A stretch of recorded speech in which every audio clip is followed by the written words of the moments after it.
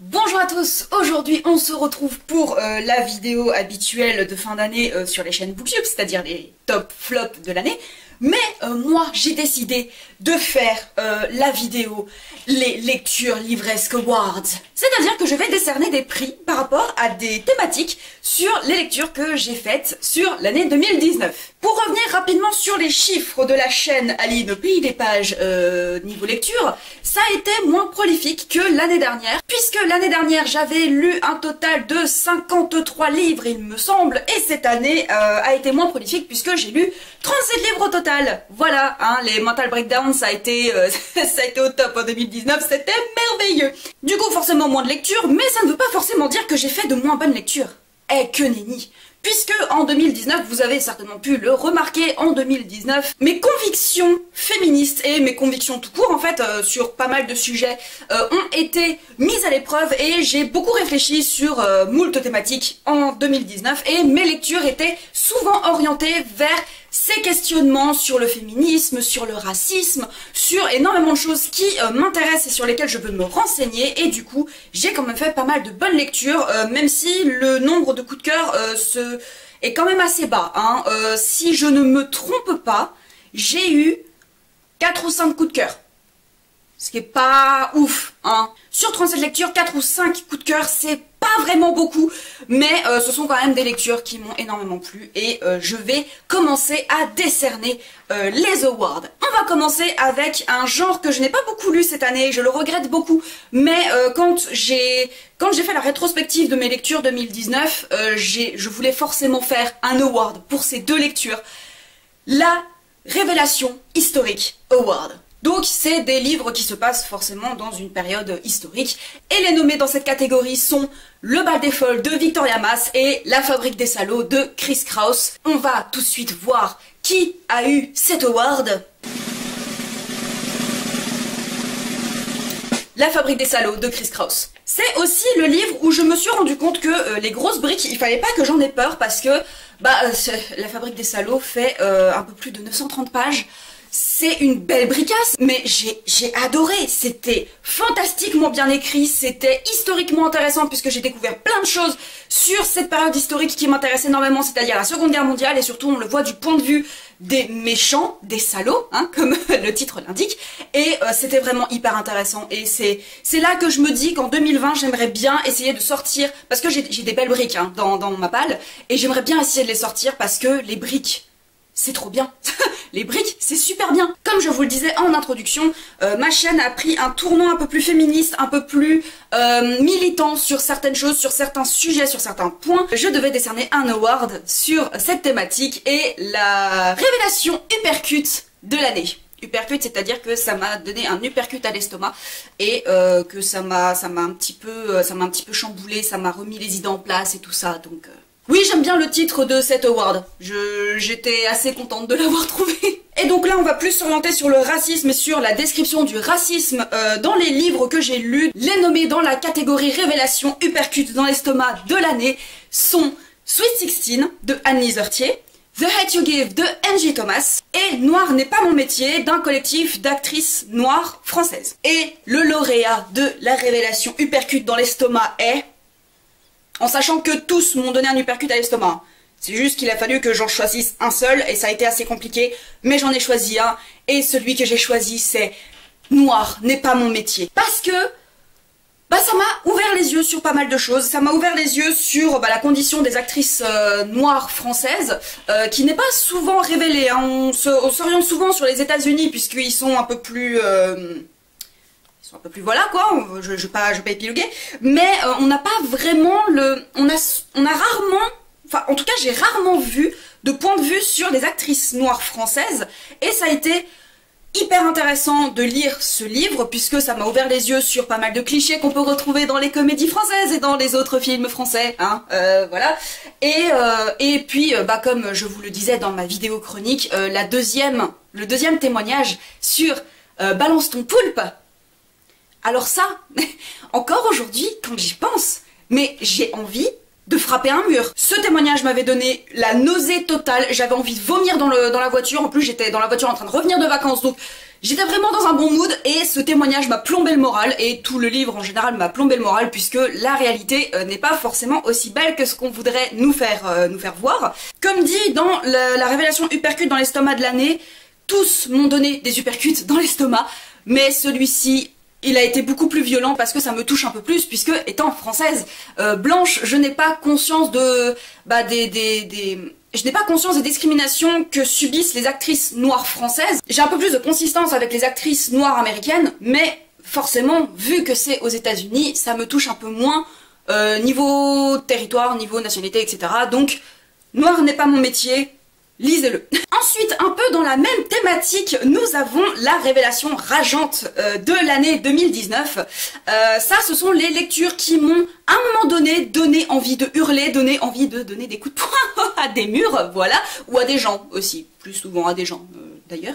Et là, par contre, je vais devoir me décider au moment de filmer cette vidéo, puisque j'ai fait ma sélection et j'étais en mode, mais je suis incapable de choisir parce qu'ils m'ont tous donné envie de taper des gens. Les nommés dans la catégorie révélation rageante de l'année sont Beauté fatale de Mona Chollet, The Hate You Give de Angie Thomas, Sweet 16 de Anne-Lise Heurtier et Noir n'est pas mon métier du collectif d'actrices noires françaises. Et le lauréat de la révélation rageante de l'année est...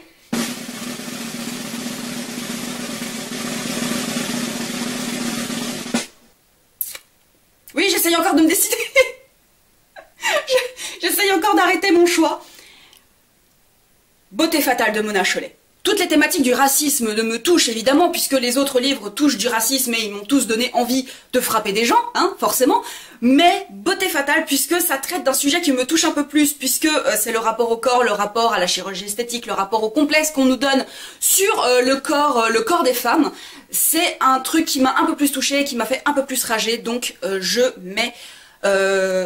donne ce prix de révélation rageante de l'année à Beauté fatale de Mona Chollet, même si ils le méritaient tous et que ça a été très compliqué de le donner à un seul de ces livres. Pour donner un petit peu de douceur dans ce monde de brut, hein, puisque j'ai aussi lu des lectures absolument doudou durant cette année 2019. Et donc la prochaine catégorie forcément c'est la catégorie révélation doudouesque de l'année. Voilà, je trouve aussi cette appellation absolument mignonne. Pour la révélation doudouesque de l'année, les nommés sont Love Simon de Becky Albertalli, Belle Métamorphose de Kaori Tsurutani et Allo sorcière de Anne-Fleur Multon.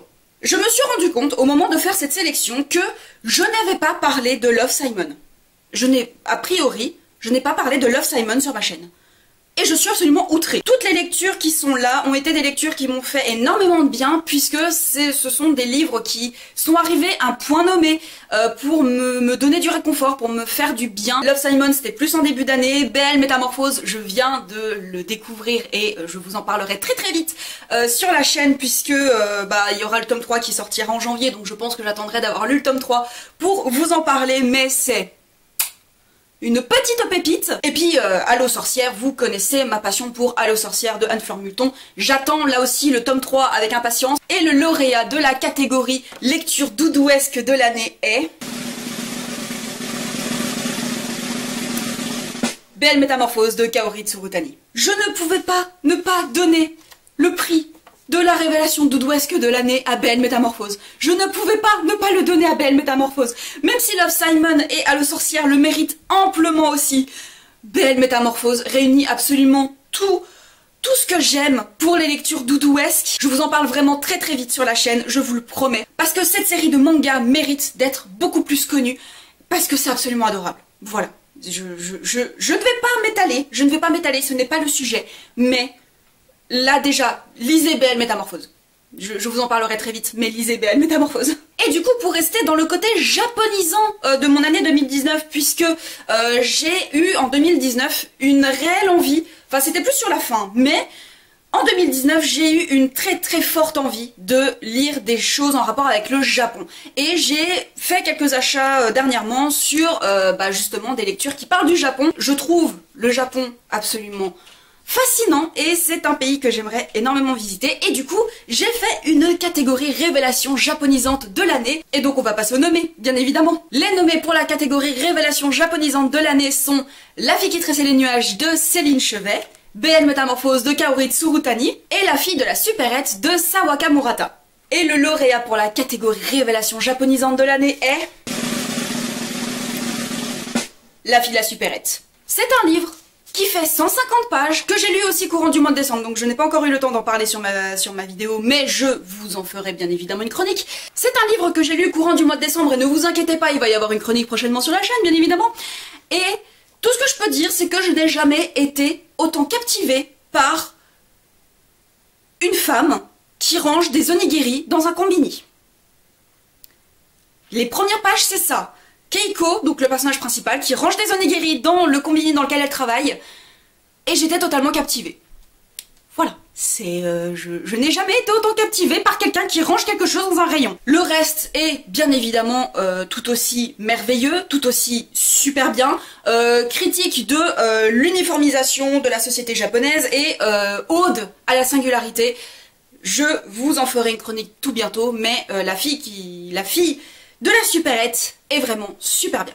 Même si les autres, bien évidemment, sont tout aussi bien. Hein. La fille qui tressait les nuages m'a donné envie de relire des choses sur le Japon, donc voilà, il aurait pu être le lauréat. Mais la fille de la supérette est quand même un petit peu au-dessus. Et surtout, qu'il faut savoir que Sayaka Murata donc, a aussi travaillé dans un kombini, je pense qu'il y a un petit côté autobiographique là-dedans. Et en fait, elle a gagné l'équivalent du prix Goncourt au Japon. Voilà. Alors je n'ai jamais été autant captivée par un prix Goncourt que par une meuf qui range des onigiri dans un rayon. Je dis ça, je dis rien. On passe maintenant à une autre catégorie où je vais avoir du mal à me décider, c'est la révélation internationale de l'année. Je n'ai pas lu beaucoup de livres à l'international, manifestement, enfin en tout cas de ce que je me souvienne, en tout cas de lectures marquantes qui proviennent d'auteurs étrangers à la France, mais j'ai quand même décidé de faire cette catégorie. Donc la révélation internationale de l'année, les nommés sont... The Hate You Give de Angie Thomas. Nous sommes tous des féministes de Chimamanda Ngozi Adichie, j'espère que je prononce assez bien, et La fille de la supérette de Sawaka Murata. Et le lauréat de la révélation internationale de l'année est... The Hate You Give de Angie Thomas. Comme je vous le disais un peu plus tôt lors de la révélation hypercute et rageante de l'année, parler du racisme, me rendre compte de la réalité du racisme, que ce soit aux États-Unis ou en France, a été aussi une thématique qui m'a beaucoup tenu à cœur en 2019. Et voir le racisme ordinaire surtout, aux États-Unis avec The Hate You Give a été hyper fort pour moi et ça m'a donné des pistes de réflexion sur comment est-ce que je parais raciste? Est-ce que je peux avoir des propos racistes? Est-ce que je peux avoir des propos qui peuvent blesser des gens? Et du coup, ça m'a énormément remise en question, et surtout par rapport surtout au racisme ordinaire, qui slalom et qui jalonne le livre de Angie Thomas. Très intéressant, ça propose des pistes de réflexion, et surtout ça montre un peu que on peut avoir des propos racistes sans s'en rendre compte, et que c'est ça qu'il faut combattre. Et bien évidemment, le racisme montré... le racisme pas ordinaire, le racisme frontal, je vais appeler ça comme ça. Il faut lutter contre toutes les sortes de racisme, hein, bien évidemment. Puisque nous avons eu la révélation internationale de l'année, nous avons bien évidemment la révélation francophone de l'année. Et je me suis orientée plus sur les livres du PLIB, voilà, puisque ce sont des auteurs d'imaginaire français. Et du coup, il fallait que je fasse une catégorie francophone imaginaire pour mettre un petit peu ce genre en avant. Je n'ai pas mis dans cette catégorie Comment le dire à la nuit de Vincent Tassi, puisque pour moi ça n'a pas été une révélation, ça n'a pas été une découverte, mais ça a été quand même une assez bonne lecture. Je vous laisse de toute façon regarder sur ma chaîne, j'ai fait des chroniques sur chacun des livres que je présente dans cette vidéo. Donc pour la catégorie révélation francophone de l'année, je dirais peut-être même plus révélation imaginaire francophone de l'année. Voilà, je modifie le titre en pleine vidéo. La fille qui tressait les nuages de Céline Chevet, Rouille de Florian Soulas, Terre de brume de Cindy Van Wilder et Le dieu oiseau d'Aurélie Wallenstein. Et le lauréat de la révélation imaginaire francophone de l'année est... La fille qui tressait les nuages de Céline Chevet. Est-ce que ça vous surprend? Voilà, pour toutes les raisons que j'ai déjà énumérées dans les autres catégories où La fille qui tressait les nuages était nommée La fille qui tressait les nuages m'a donné envie de relire des choses, ou de lire globalement des choses en rapport avec le Japon. Ça m'a redonné envie de découvrir plein de choses sur le Japon, qui est un pays déjà de base qui m'intéresse énormément, qui me fascine énormément, mais là, avec La fille qui tressait les nuages, avec l'histoire qui est racontée, attention quand même parce qu'il y a quand même des scènes assez violentes, violentes de viol, violentes d'inceste, violentes de maltraitance sur enfants, hein, donc attention, et aussi de massacre de petaux chatons. Voilà, parce que je trouve que ce n'est pas assez mis en avant qu'il y a des petits chats qui meurent dans ce livre. Faut vraiment que je me calme, hein. La fille qui tressait les nuages, il est dans mon cœur. Et pour clôturer cette remise des lectures livresques awards, bien évidemment, il fallait la révélation livresque de l'année, c'est-à-dire le livre qui réunit un peu tout ce que j'ai lu pendant l'année et qui est un peu mon gros coup de cœur de l'année. Je n'ai mis que des livres coup de cœur, même si j'ai mis aussi Le Soleil d'Escorta, puisque ce n'est pas une découverte, puisque j'ai déjà lu un livre de l'auteur, mais j'ai tellement adoré Le Soleil d'Escorta que je ne pouvais pas ne pas le mettre dans les nommés de cette catégorie des révélations livresques de l'année. Donc les nommés pour la catégorie révélation livresque de l'année sont Le Soleil d'Escorta de Laurent Godet, Beauté fatale de Mona Chollet, Rhinocéros de Ionesco et La fille de la supérette de Sayaka Murata. Et le lauréat de la révélation livresque de l'année 2019 revient à Beauté fatale de Mona Chollet.